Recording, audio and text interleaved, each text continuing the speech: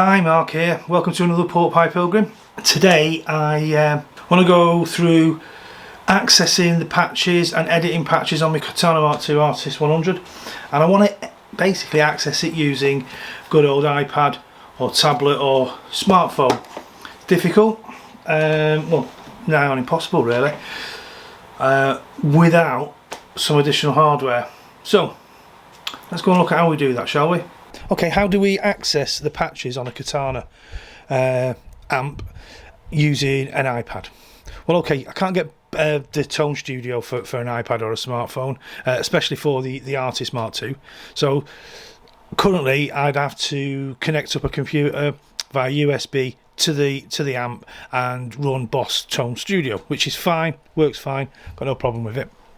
Okay, but I want to use it with an iPad, and the only software to use it with an iPad is a product called Katana Librarian. So off to the store, to the app store, to get it, and then basically download it, and then it's here. But then I downloaded it, it's there, but it wouldn't connect to the amp. So it says disconnected there. Oh, it doesn't say it now, but anyway, it won't connect to the amp. I tried using a USB connector. So I have this, which connects into the iPad like so. I connected a cable to it, didn't work, wouldn't see it. Has to be by Bluetooth using that app there, the Katana Librarian. So how do you do it? So there's a product, well, I think there's a couple of ways of doing it. I think there's the Air Step, which I may invest in shortly, but what I did do is I went and got the CME WIDI UHost, which is a little box with two USB-C ports, comes with a magnet, and that is pretty much it, and some instructions that say go to the website and download the software. Well, basically what it's saying is the right hand port is power only, and the left hand port is the bit you're going to connect to the amp. It's USB-C, so you will need a cable, so USB at one end and the USB-A or the printer but the other one, which goes into the amp. Okay, so they're the bits you're going to need, and then you're going to need to download the WIDI app. Okay, so you have to download the WIDI app. So that's the WIDI. Oh, that's better. USB power and USB host or device. Yep.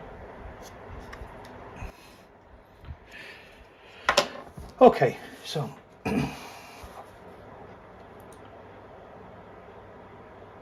okay, so what we need to do is we want to download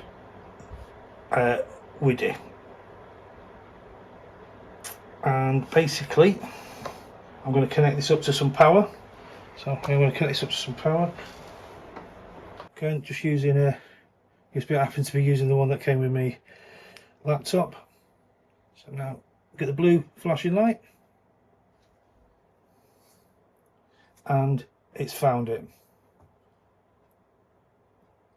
Okay, so now it's going to check for various firmwares and drivers, and basically you download, it tells you if you need to download the latest. Well, I've used all that, I've downloaded it all, and it worked fine. So that's it. So so basically you buy the host, you go to the software, you buy the WIDI host, you go to there, follow the link, you download the WIDI app, and then the WIDI, connect it via the WIDI app, and it will tell you what drivers you need, etc, etc.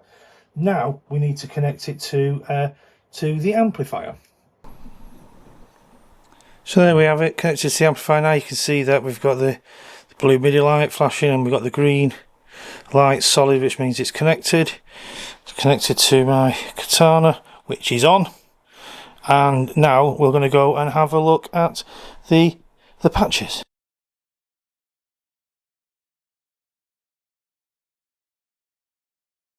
Let's see if we can connect to the amp.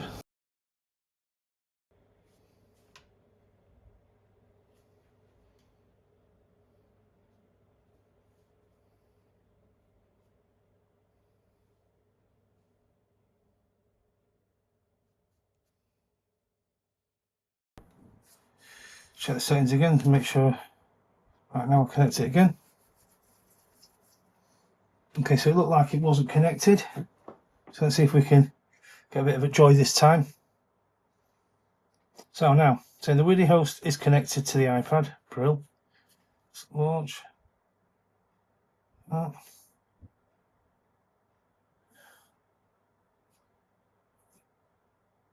That's connected.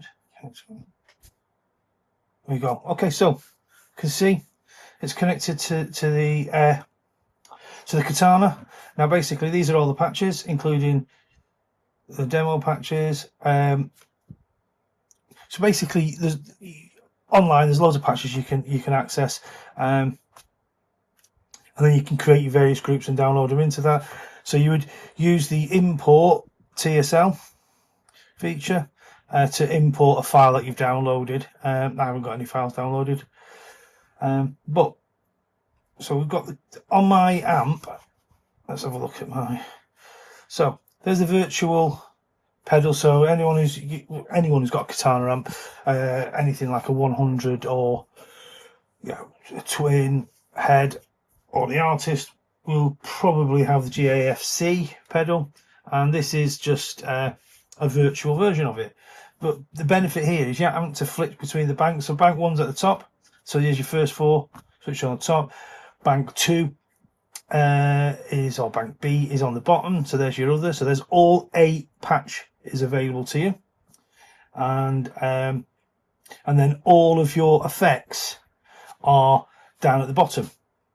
So the other thing is you can switch the loop in and out. So the rear of the amp has a loop section, so you can switch that on and off, and you can switch straight to the panel. And then you've obviously got the tap function there, and then all of the switches for switching on and off the various effects that you might have. So as you can see, I've got channel 1, which I call clean, and there's channel 2, clean 2, and you can see it will change to whatever that patch is.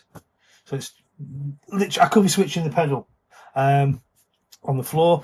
In fact, I will. I'll switch the pedal on the floor, and you'll see. There you go. It's changed. There you go. I'll go back to channel 1. Now we can see that it's a clean 1. So if I go to the editor, and there's all the settings for the editor. So yeah, so you can see that I've got a clean. The amplifier is the clean 1. Okay, I can change that there, so I can go to the variation of each. I think so. We've got brown. Then we've got some additional amps here, which are not available in Boss Tone Studio, which is good. So I'll have a play with them later. So in this scenario here, I've got the gain up quite a bit. I've got the volume maxed out, and I thought I had the EQ kind of centered, but I haven't. So I've got a little bit more treble. Got the reverb on, and the booster, which is the tube screamers, on. But all you do is you just go to the setting you want and change whatever effect you want on that setting, and then Bob's your uncle, so it says. It's dead straightforward. So again, virtual GAFC library where you store things. So if I was to go to the editor and I change something here, so let me take it show down a bit. I know I'm not doing a great deal to it. I'll take that down a little bit.